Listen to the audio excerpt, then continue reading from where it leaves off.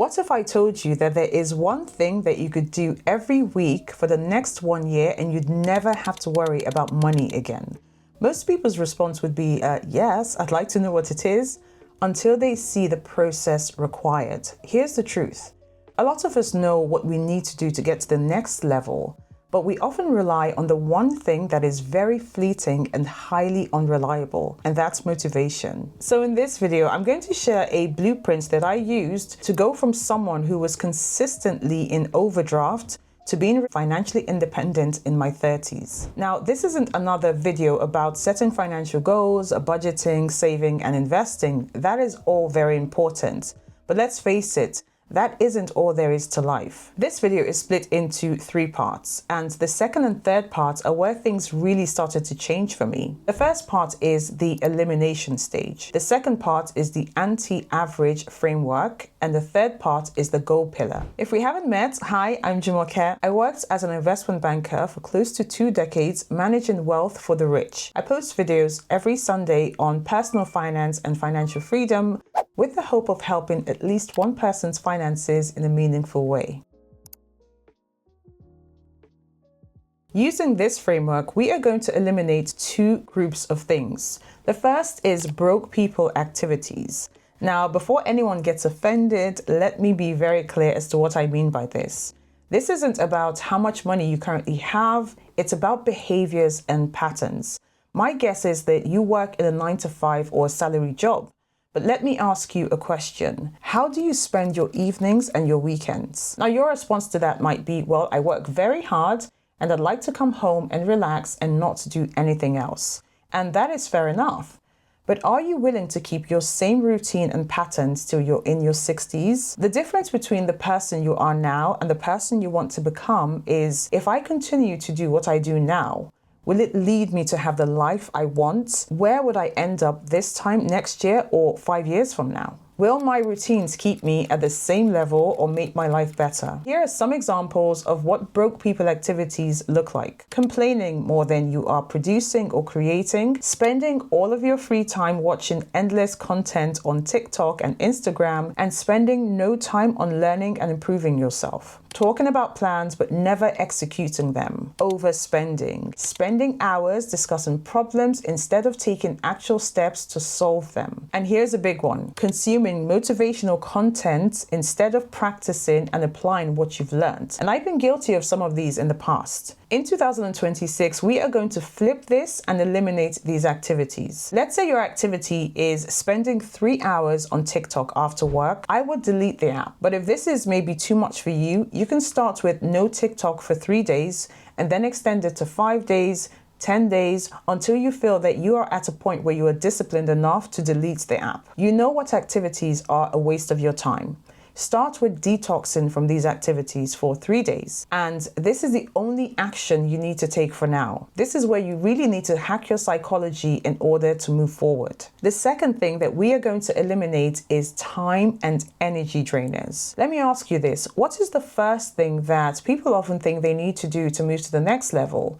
It's often, I need to do more. So I need to be more productive. I need to add more. I need a better routine with more steps. I need more businesses. I need more. We often think that adding is what is going to get us to our goals, when in reality, subtracting is the thing that gets us closer to achieving our goals. Your time is your most valuable resource. And right now, it is probably being drained by things that you've normalized. And energy drainers come in different forms. It could be a bully at work.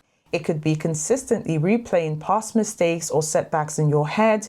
It could be arguing with strangers online. It could be people pleasing, or sometimes it's actually people, and not necessarily bad people, just misaligned individuals.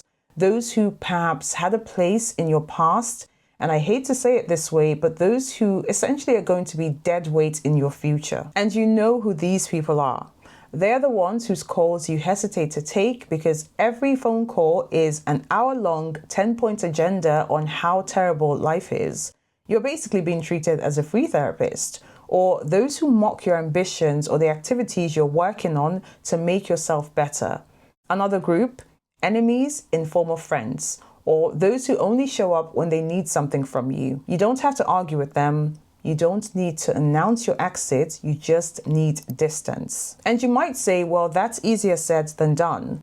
But let me ask you a question. If you accidentally picked up a knife instead of a spoon and it cut you, would you need convincing to drop the knife? No, you wouldn't, because it's instinctive. Your brain and your body acts to protect you from physical and emotional pain.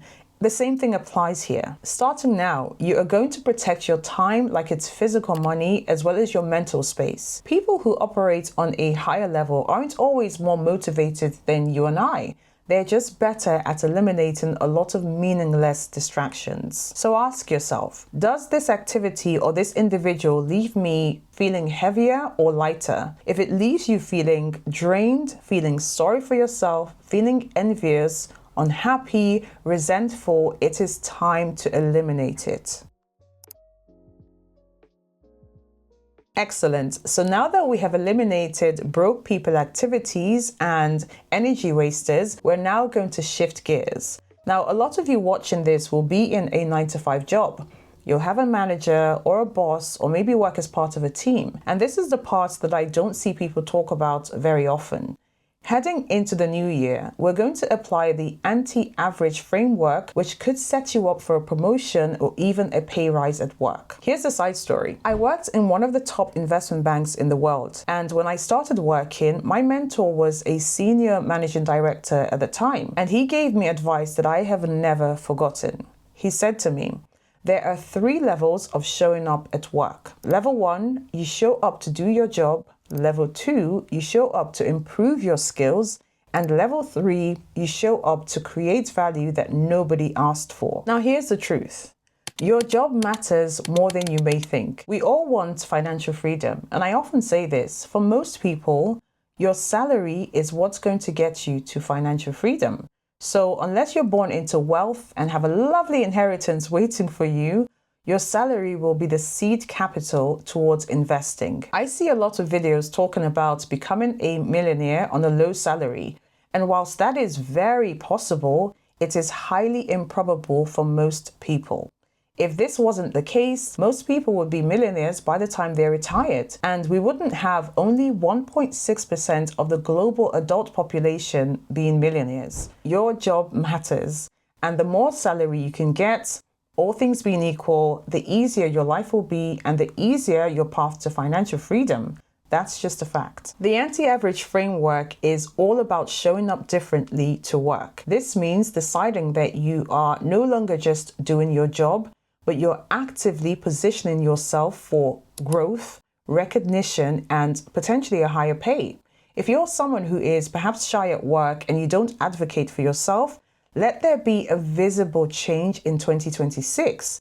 Don't get pulled into unnecessary drama or office gossip or politics. Bring a calm, professional presence into the room. Start speaking up in meetings, tracking your wins, i.e. the things you've done to ensure your team succeeds or meets targets, for example. Ask power questions. Be sociable, and please leave the immaturity, the mind games, and the entitled behavior at home. You spend most of your waking hours with your colleagues, so try to build connections, because when it comes to time for promotions, who do you think your manager is going to shortlist for a promotion?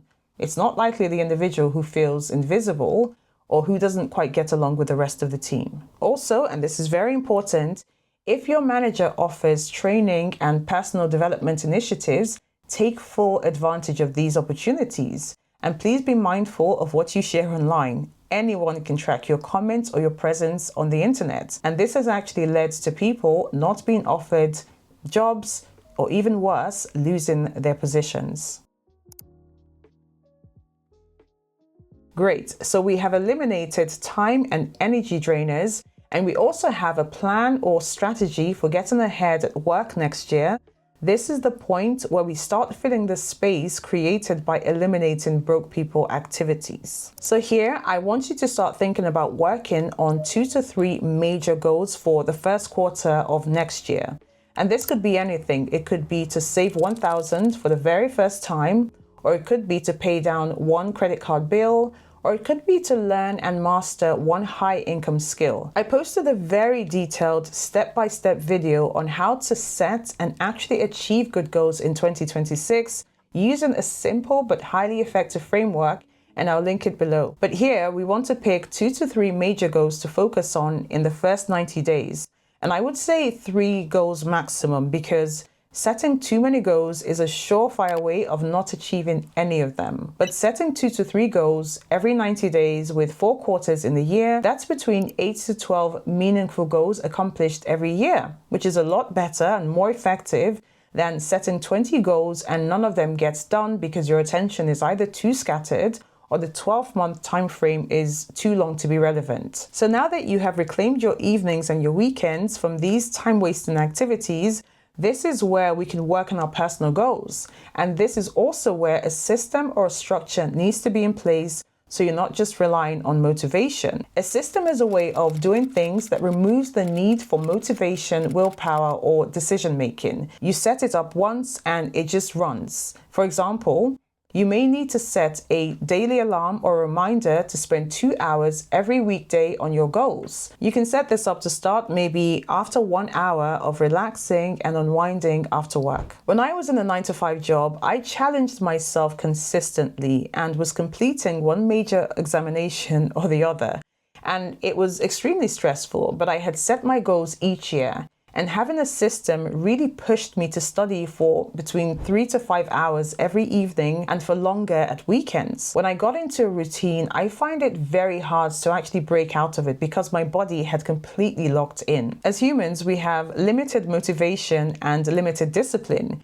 And so it's much better to build systems that make relying on motivation and discipline unnecessary. So after you've selected your 2 to 3 goals, I want you to think about what systems would remove or eliminate all friction points. So here's an example. If you have a financial goal to save $1,000 in the first quarter of the year, one system you could actually create is to set up an automatic transfer of $333 or pounds as soon as you get paid, and that gets transferred automatically into a separate savings account. And the whole idea behind this is to set up your life in such a way that doing the thing becomes easier than not doing it. So as soon as you've built these systems, the key is to practice and iterate, because you're not going to get your systems working perfectly on the first try. If you're being stressed out by the automatic transfer of $333 or pounds every month because you worry that you mightn't have enough in your accounts to cover your bills,